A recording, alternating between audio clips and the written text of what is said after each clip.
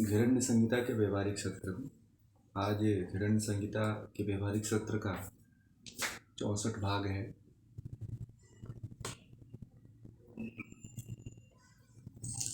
आज का जो विषय है वो है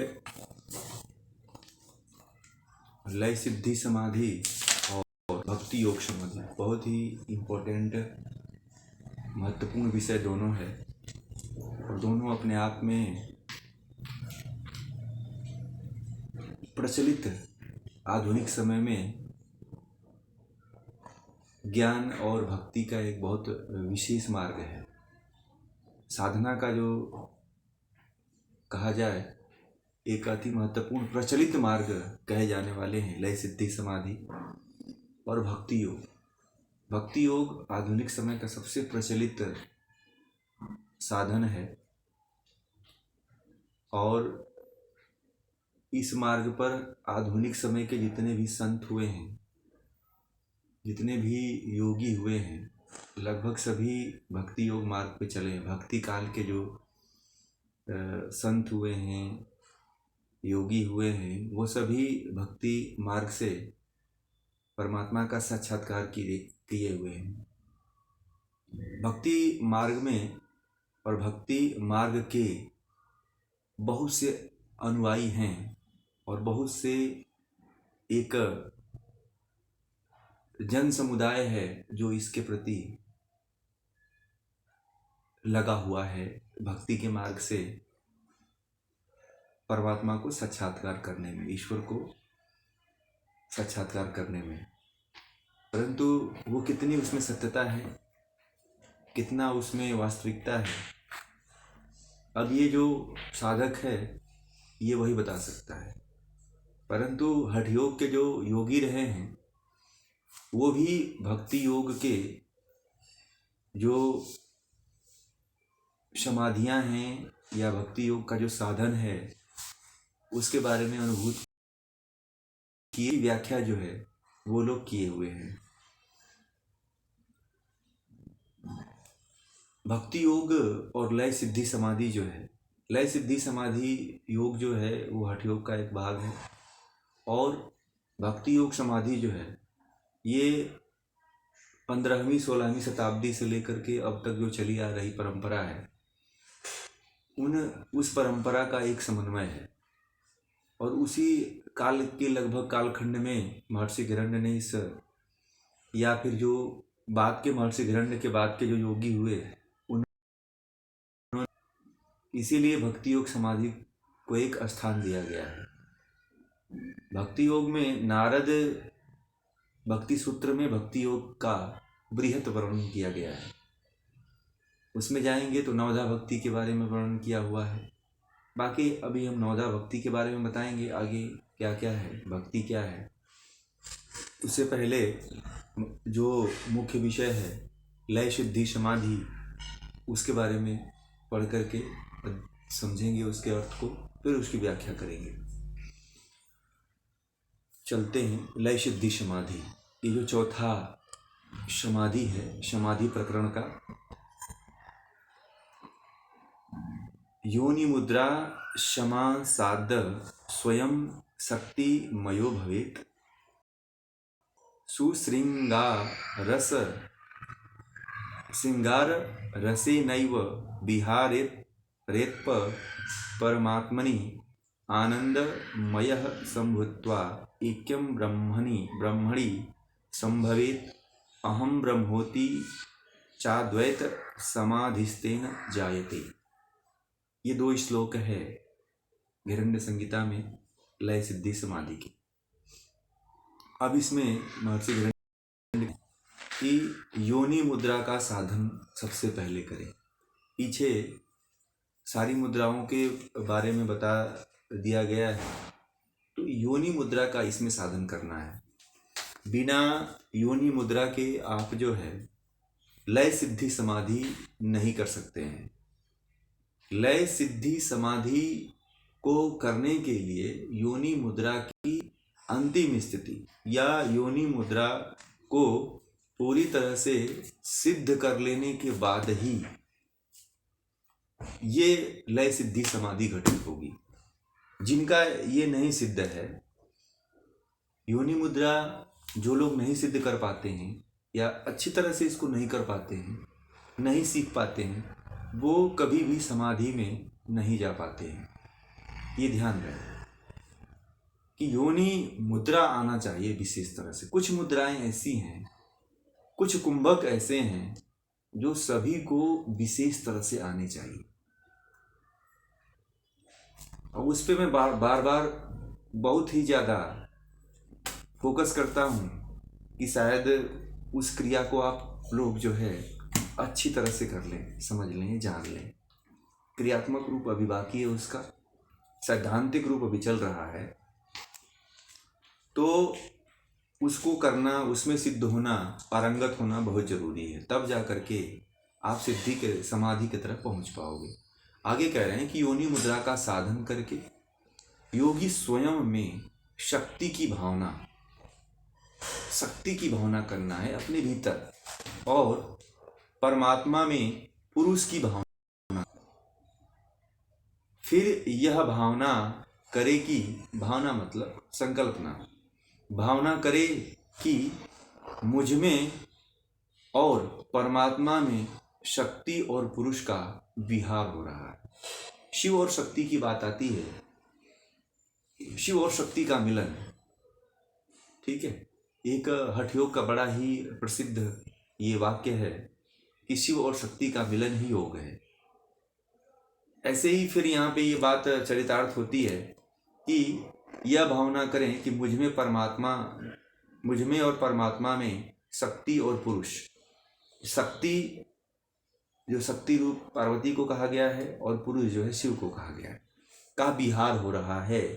तत्पश्चात आनंदमय एकता स्थापित करता हुआ, आनंदमय एकत्व, ऐक्यम, तत्पश्चात आनंदमय एकता स्थापित करता हुआ यह चिंतन करें कि मैं अद्वैत ब्रह्म हूँ।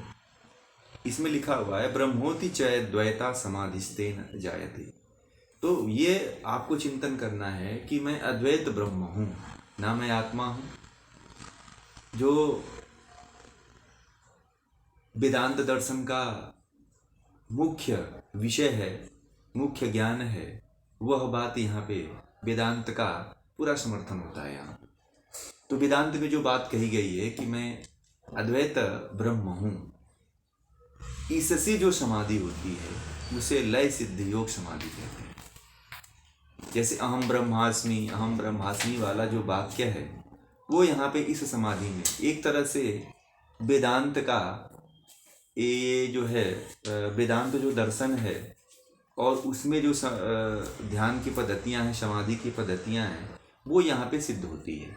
एक तरह से जो लय सिद्धि समाधि है वो वेदांत की धारणा को चरितार्थ करती है। तो जो वेदांत को मानने वाले लोग हैं, जो वेदांत में ज़्यादा आस्था रखते हैं, विश्वास रखते हैं, वो इस समाधि को सिद्ध करें। और अधिकांशतः जो वेदांती होते हैं वो इस लय सिद्धि समाधि को करते ही करते हैं, जो वेदांत की धारणा को मानते हैं कि जो है शिव और शक्ति का मिलन, और जो है अपने आप को अहम ब्रह्मास्मि, मैं अद्वैत ब्रह्म हूँ, मैं अद्वैत ब्रह्म हूँ, इस तरह की जो आपको भावना करनी है, इससे जो समाधि लगती है वही लय सिद्धि योग समाधि होती है। ये इसका अर्थ महर्षि गिरंड ने बताया। अब इसमें समझने वाली बात यह है कि सबसे पहले तो जो योगी हो या साधक हो उसको लय सिद्धि योनि मुद्रा अच्छी तरह से सिद्ध होना चाहिए। उसकी सिद्धियों को जानना अति आवश्यक है, या सिद्ध कर लिया, अनुभूत कर लिया हो, यह आवश्यक है।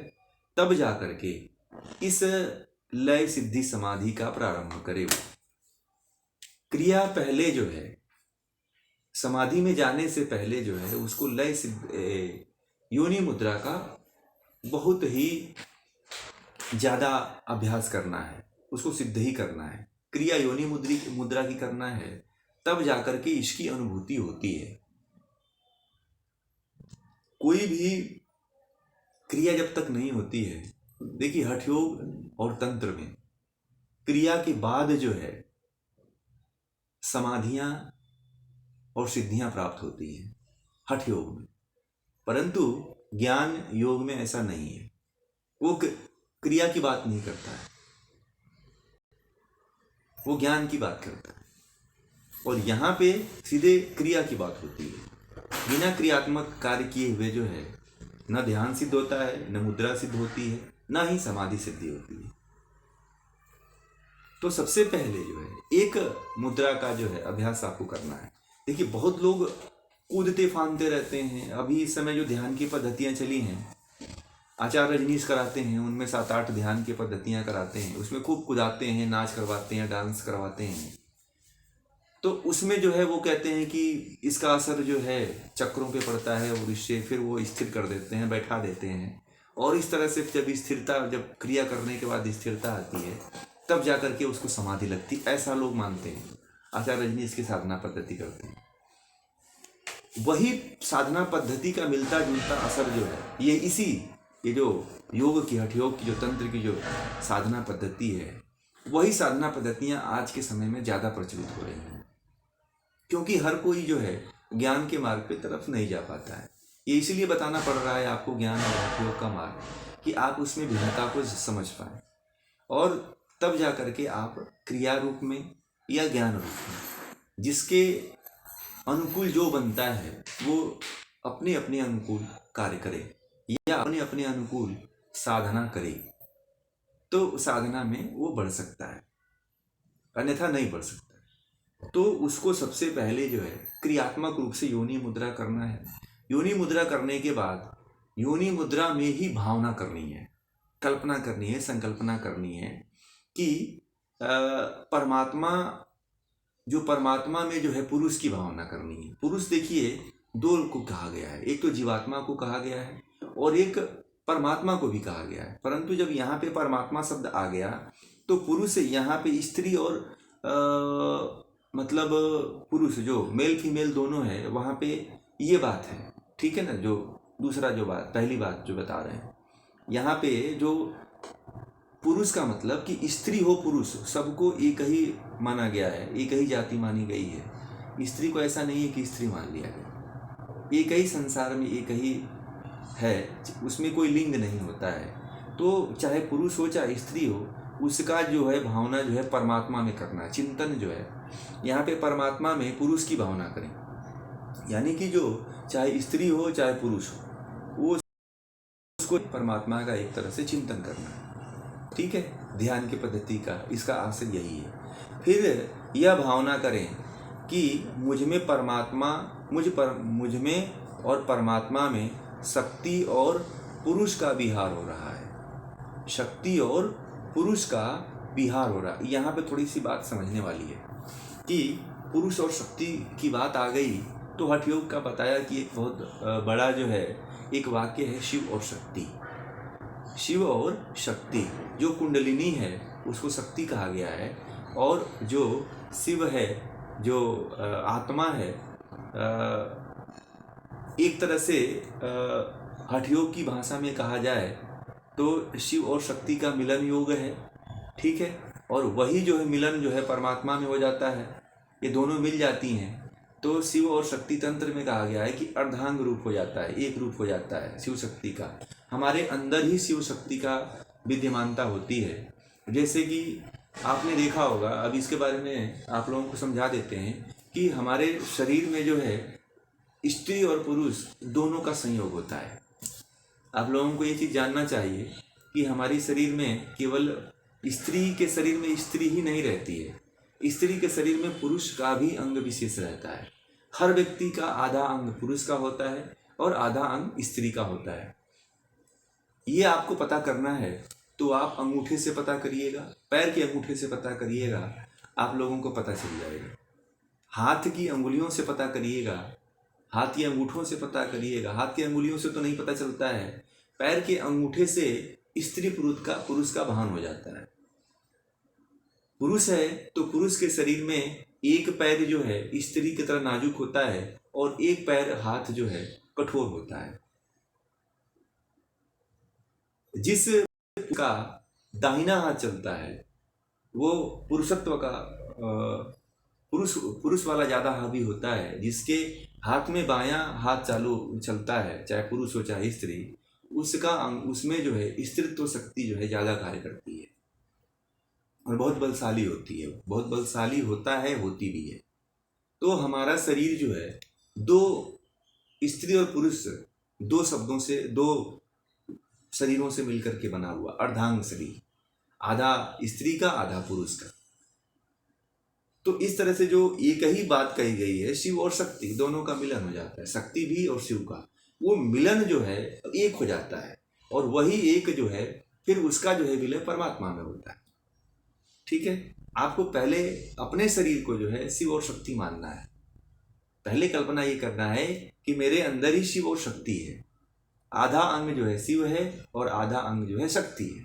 पुरुष की बात वहाँ पे शिव शिव मान लेंगे, और जो है तंत्र के अनुसार मैं बता रहा हूँ आपको, और हठ योग के अनुसार भी ये व्याख्या है।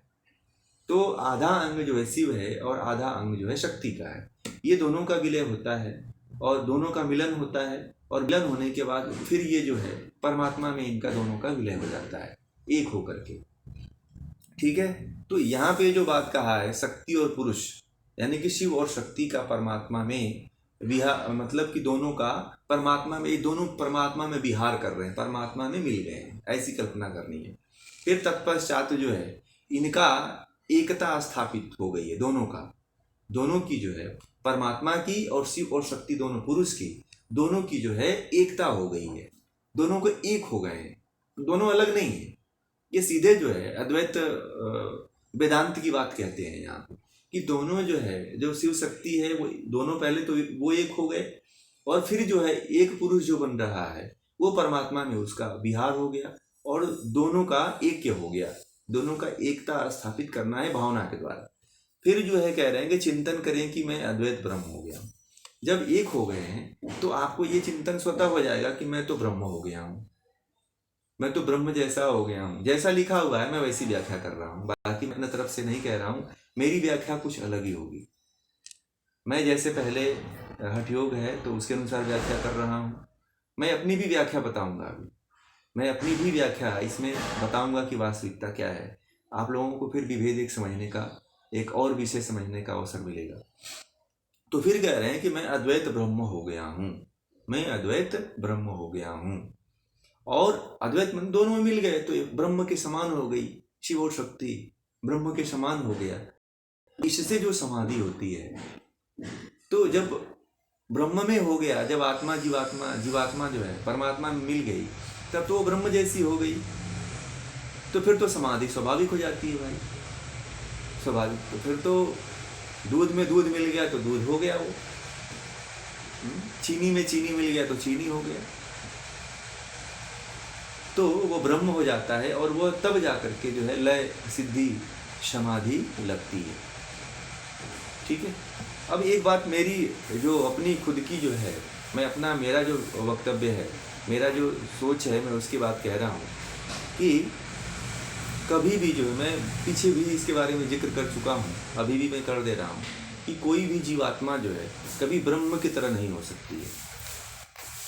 यहाँ पे केवल भावना कहे हैं, महर्षि हिरण्य भी केवल भावना करने के लिए कहे हैं, परंतु ये नहीं होता है कि कोई आजीवात्मा जो है ब्रह्म में लय होकर के ब्रह्म हो जाती है, ऐसा कभी नहीं होता है। कोई भी जीवात्मा के साथ ऐसी घटना नहीं घटित होती है, क्योंकि जीवात्मा कभी परमात्मा के बराबर नहीं पहुंच सकता है।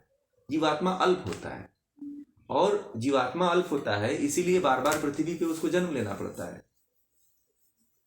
परमात्मा तो सर्वश्रेष्ठ है, सर्वशक्तिमान है, उसके जैसा कोई नहीं है, निर्विकार है, निराकार है, तो उसके जैसा कोई नहीं हो सकता है ईश्वर के जैसा, और ना ही कोई ईश्वर में विलीन हो सकता है। हाँ, ईश्वर का कृपा उसे मिल सकता है, ईश्वर का सानिध्य उसे मिल सकता है, परंतु ये कहे कि जीवात्मा जो है, जो आत्मा जो है, जो पुरुष है, वो ब्रह्म की तरह हो जाए, तो ये मुश्किल है, ये कभी नहीं होता है। क्योंकि अगर मान लीजिए कि जीवात्मा को छोड़ के दूसरी शरीर में जाता, तो क्या ईश्वर भी जाएगा? क्या ईश्वर भी जीवात्मा की तरह कर्मों के फल को भोगता है? नहीं भोगता है, क्योंकि योग दर्शन में कहा गया है ईश्वर की परिभाषा में कि जो है ईश्वर होता है क्लेश कर्म विपाक और आशय से परे होता है। ईश्वर की परिभाषा तो यही आप लोगों ने भी पढ़ा है कि ईश्वर जो है क्लेश कर्म और विपाक और आशय इनसे जो है अलग होता है, वही ईश्वर होता है। तो ईश्वर के बारे में जब आपको पता है, जीवात्मा के बारे में पता है कि जीवात्मा के बारे में 2 दिन पहले बता दिया था कि जीवात्मा क्या है। जीवात्मा कर्मों का फल भोगता है, नित्य है, अनादि है, उसका भी अस्तित्व बना रहता है, वो भी अनादिकाल से चली आ रही है, उसका भी वो भी नष्ट नहीं होती है, उसका भी अपना खुद का अस्तित्व है। परंतु वो ब्रह्म हो जाए ऐसा नहीं। महर्षि गरंड ने भी इसमें केवल भावना करने के लिए कहा है कि आप मानना है कि मैं ब्रह्म हो गया।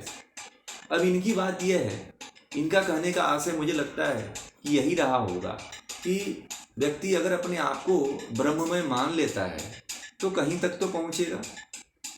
उसके अंदर जो भावना है, जो अपने आप को निकृष्ट समझ रहा है, तो वो कहीं तक तो पहुंचेगा ब्रह्म मान करके। परंतु जीवात्मा कभी ब्रह्म नहीं हो सकती है। ब्रह्म के गुण को धारण कर सकती है कुछ समय तक, परंतु ब्रह्म नहीं हो सकती है। ये मेरा खुद का वक्तव्य है। बाकी जो वेदांत को मानने वाले लोग हैं वो अपना उनका वक्तव्य वैसे का वैसा है, मैंने उससे कोई छेड़छाड़ नहीं। अब आते हैं हम भक्ति योग समाधि। भक्ति योग समाधि बहुत ही अपने आप में प्रचलित शब्द है और लगभग सभी लोग जानते हैं, और सभी एक दूसरे से कहते रहे कि भक्ति करो, पूजा पाठ की भक्ति करो, ईश्वर की भक्ति करो, ऐसे कहते सुनते हुए आप सभी लोगों से जानते होंगे, सभी से सुने भी होंगे। घर पास में बहुत से ऐसे लोग हैं जो कहते रहते हैं एक दूसरे से। बुजुर्ग लोग हैं तो उनसे कहते हैं कि कुछ भगवान की भक्ति करो, कुछ साधना करो, या कोई साधु संत कोई मिल जाता है या कोई सज्जन व्यक्ति मिल जाता है तो वो भी ये कहता है कि अब उस समय गुजर गया, समय रहते हुए कुछ भक्ति कर लो भगवान की, कुछ साधना कर लो, कुछ तप दान पुण्य कर लो। इस तरह की बातें सभी लोग किया करते हैं, परंतु भक्ति है क्या इसके बारे में बहुत कम लोग जानते हैं। भक्ति किसको कहते हैं, पहले भक्ति को समझना होगा, तब जाकर के ये भक्ति योग समाधि को समझ पाएंगे। पहले महर्षि पतंजलि ने जो कहा है पहले उसमें फिर हम उसकी व्याख्या करेंगे। तो भक्ति योग में कह रहे हैं कि स्वकीय ध्यायेदिष्ट देव स्वरूपकम चिंतयेद भव भक्ति योगेन परम आह्लाद पूर्वकम आनंदाश्रु पुलकेन दशा भाव प्रजायते समाधि संभवेत्तेन संभवेच्च मनोन्मनि।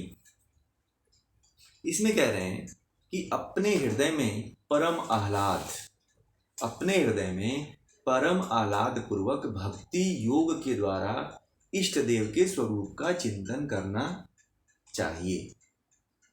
अब ये बात उन्होंने कह दिया कि अपने हृदय में, भक्ति अपने हृदय से ही होती है, ये बात समझ में आ गई।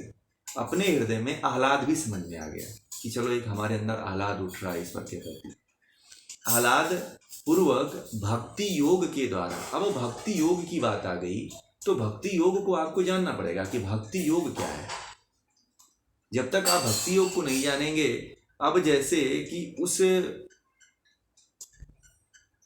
ये जो है इस समाधि में, चौथे समाधि में योनि मुद्रा के बारे में बताया था, वैसे ही जो है अब इसमें जो है भक्ति योग के बारे में कहा है। तो भक्ति योग क्या है ये तो जानना पड़ेगा आप लोगों को। अभी तो मैंने भक्ति योग के बारे में नहीं बताया, चाहे आप लोगों ने भक्ति के योग के बारे में पढ़ रखा होगा, तो भक्ति योग के बारे में जो आप जानते होंगे अच्छी बात है।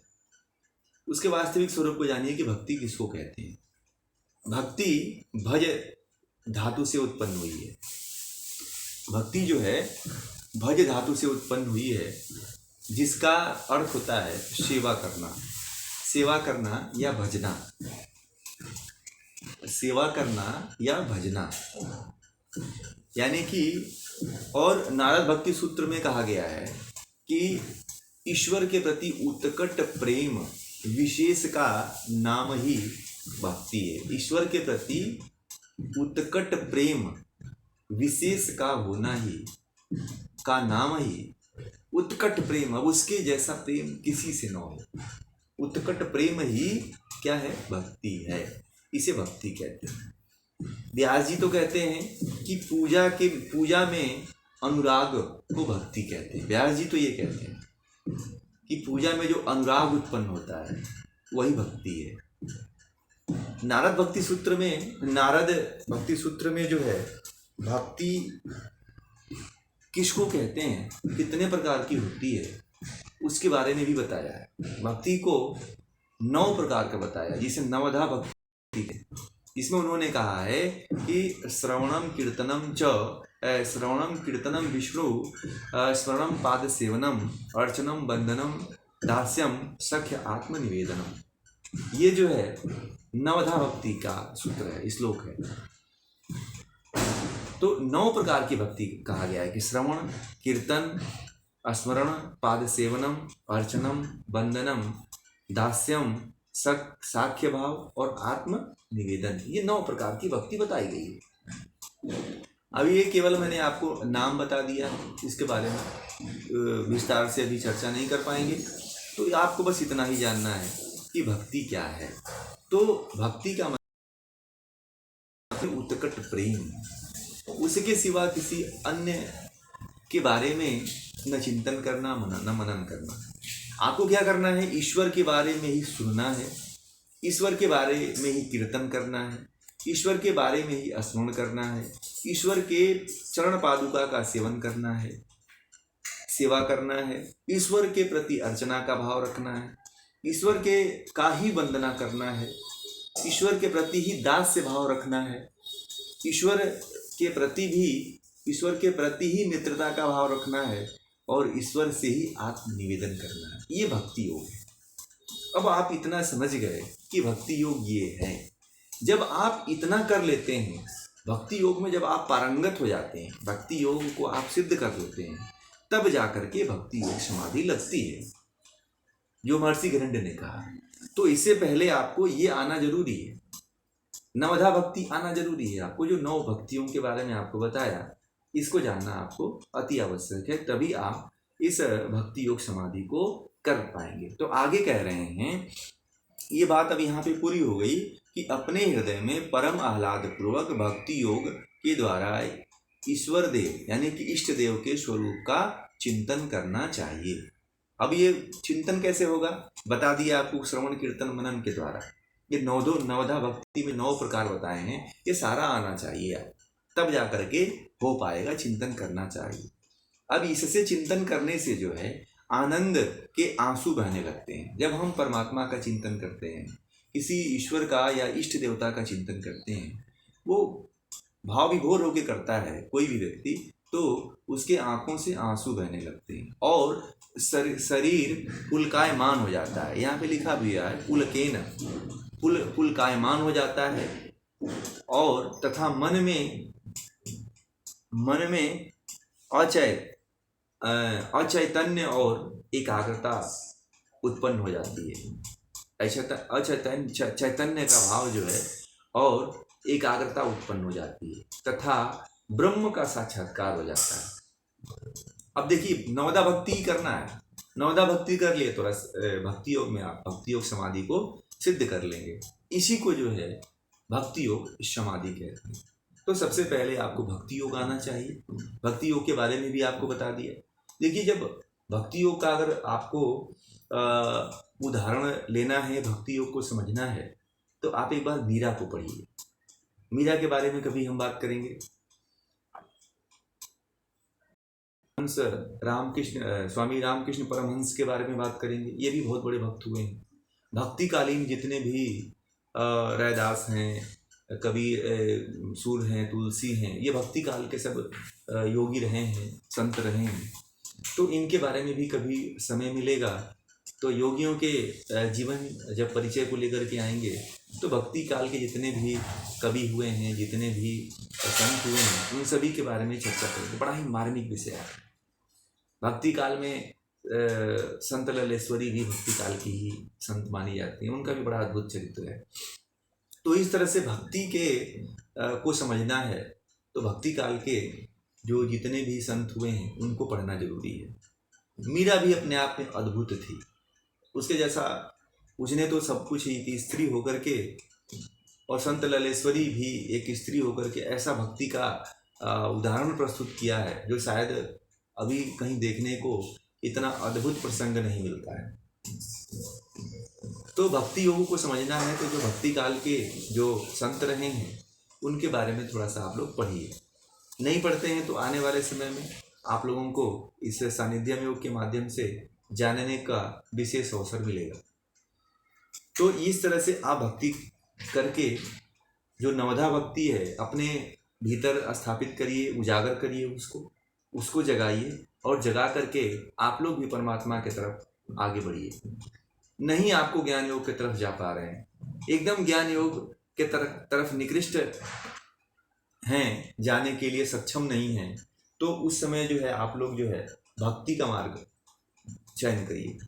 नहीं हो सकता है, भगवान श्री कृष्ण ने गीता में भी कहा है कि, और इस समय के बहुत संतों ने ये कहा है कि आधुनिक समय में एक भक्ति का ही मार्ग जो रहेगा वो लोगों की मुक्ति का एक श्रेय मार्ग बनेगा, भक्ति का सर्वश्रेष्ठ मार्ग बनेगा। तो जो है अब मुझे लगता है कि भक्ति योग, केवल भक्ति योग से जो है कोई मुक्त नहीं हो सकता है जब तक कि उसे यथार्थ ज्ञान न हो जाए। भक्ति योग में क्या होता है कि ज्ञान अगर ज़्यादा है तो भक्ति में बहुत समय लग सकता है। ज्ञान अगर आपका बहुत, ज्ञान की पराकाष्ठा को आप प्राप्त कर चुके हैं तो भक्ति को प्राप्त करने में सहजता हो जाएगी और जल्दी ही मुक्त हो जाएंगे। परंतु जिनकी ज्ञान की पराकाष्ठा न्यून होती है, जो कम ज्ञानी होते हैं, जो ज्ञान योग से नहीं जाते हैं, उनको वो भक्ति मार्ग में भी जल्दी नहीं मुक्त हो पाते हैं। भक्ति मार्ग में समर्पण के भाव, समर्पण का, श्रद्धा का भाव जो है प्रमुख होता है। परंतु एक उत्कट जो प्रेम है, एक तैलवत धारा जो गिरती है, आदि शंकराचार्य ने तो कहा है कि जो तैलवत धारा गिरती है, तैल की धारा में जैसे टूट नहीं होता है, उसी तरह जो है भक्ति में भी टूट नहीं होनी चाहिए। परंतु ऐसा तो नहीं होता है, इंद्रियां तो हमारी चंचल हैं, गुणों के वशीभूत होकर के उनके अंदर जो है उथल पुथल भटकाव चलता रहता है, एक स्थान से दूसरे स्थान पे वो भटकती रहती। इसलिए जो है ज्ञान जरूरी है, बिना ज्ञान के आप भक्ति भी नहीं कर सकते। इसलिए दोनों को साथ साथ लेके चलना पड़ेगा। तुलसीदास जी जो रामचरितमानस की रचना किए हैं वो केवल भक्त ही नहीं थे, उनको बहुत जानकारियां थी। रामचरितमानस को जो पढ़ा होगा उसको पढ़ने से पता चल जाता है कि कोई आम व्यक्ति नहीं रहा होगा, रहे होंगे वो काफ़ी, उन्होंने भी, उनके पास भी काफ़ी ज्ञान को वो सिद्ध किए थे, ज्ञान मार्ग पे चले थे। अष्टांग योग और महर्षि पतंजलि के योग को वो भी जानते थे। इसलिए भक्ति के बारे में बहुत अच्छी तरह से वर्णन करती है। और भक्ति वही कर सकता है जो यथार्थ रूप से जिसको ज्ञान मालूम है। जो पूरा ज्ञानी है वो केवल अपने लिए व्यवस्था, भोजन की व्यवस्था कर पाएगा। मैंने बहुत से साधु संतों को देखा है और बहुत से साधु संतों से मैंने इसके बारे में तर्क वितर्क भी किया कि महाराज जी आपने घर छोड़ करके यहाँ चले आए और यहाँ पे घूम घूम करके आप इस आश्रम में उस आश्रम में केवल भोजन करते हैं या फिर घूमने चले जाते हैं यहाँ वहाँ, तो आपको क्या मिल रहा है? आप तो कुछ भी नहीं कर पा रहे हो। तो बोले कि क्या करें, हम घर से निकल गए इस अवस्था में तो करें क्या, क्योंकि वो कहीं नहीं पहुँच पाते हैं। साधु जो घूमते हैं बिना ज्ञान प्राप्त किए हुए, जो भटकते हैं, वो ज्ञानी नहीं होते, अज्ञानी होते हैं। वो केवल वस्त्र पहन लेते हैं, उनको कुछ ज्ञान नहीं होता है। हाँ, जो ज्ञान प्राप्त करने के लिए कहीं लगा हुआ है, जो सीख रहा है कि हमारे शास्त्र कौन है, हमारे उपनिषद कौन है, वेद कौन है, इसको जानने में जो लगा हुआ है वो भक्ति कर पाएगा। जो बिना कुछ जाने हुए भक्ति के मार्ग पे और गेरुआ वस्त्र धारण करके निकल गया, वो परमात्मा को कभी प्राप्त नहीं कर पाएगा। वो केवल भोजन की व्यवस्था में दौड़ा करेगा, क्योंकि उसे राम राम जपने से भी बहुत अधिक कुछ लाभ विशेष नहीं होता है, क्योंकि उसमें उत्कट प्रेम होता ही नहीं है। केवल स्वार्थ की सिद्धि के भाव, स्वार्थ का भाव लेकर के हमें परमात्मा की सिद्धि हो जाएगी तो नहीं होता है। प्रेम को जगाना पड़ता है। अब प्रेम के बारे में बात करेंगे तो बहुत लंबा हो जाएगा कि प्रेम का जागरण कैसे होता है। ये बहुत लंबा विषय है। मैं संक्षेप में 2 बात कह देता हूँ, बाकी उसके बाद हम इस विषय को समाप्त करूँगा। कि प्रेम जो होता है, प्रेम में जो है सब कुछ न्यौछावर करना पड़ता है, सब कुछ। ये जो नवधा भक्ति जिसको आ गई उसको प्रेम आ गया। नवधा भक्ति को जिसने समझ लिया उसके अंदर प्रेम जागृत हो जाता है। जो केवल स्वार्थ बस परमात्मा को रिझाने के लिए, परमात्मा को मन में प्रेम नहीं है, उत्कट इच्छा नहीं है, वो केवल आता है तो उसके अंदर कभी प्रेम नहीं जगता है। प्रेम उसी के अंदर जगता है जो कभी मानवता के प्रति, स्वयं के प्रति और परिवार के प्रति, समाज के प्रति प्रेम का भाव रखता है। जो अपने परिवार में, समाज में या राष्ट्र के प्रति प्रेम का भाव जिसका नहीं है, वो कभी ईश्वर के प्रति भी उसका प्रेम का भाव नहीं जग सकता है। स्त्रीत्व, स्त्री के अंदर प्रेम का भाव बहुत जल्दी जागृत होता है, परंतु उसमें कुछ स्त्रियों के प्रति, बाकी स्त्रियों के प्रति मोह का भाव उत्पन्न होता है। अंदर जो है मोह और ममता, ये स्त्रियों में बहुत ज्यादा होती है। तो मोह और ममता केवल दिखाई देती है, प्रेम बहुत कम दिखाई देता है। जैसे प्रेम तो केवल मीरा में ही दिखाई दिया, बाकी अन्य किसी महिलाओं में, अन्य किसी स्त्रियों में अब तक प्रेम नहीं दिखाई दिया। गोपियों के बारे में कहा जाता है कि गोपियों में भी प्रेम दिखाई दिया था। वो जितनी गोपियां थीं उन सभी गोपियों के मन में प्रेम दिखाई दिया था, उनमें प्रेम झलकता था।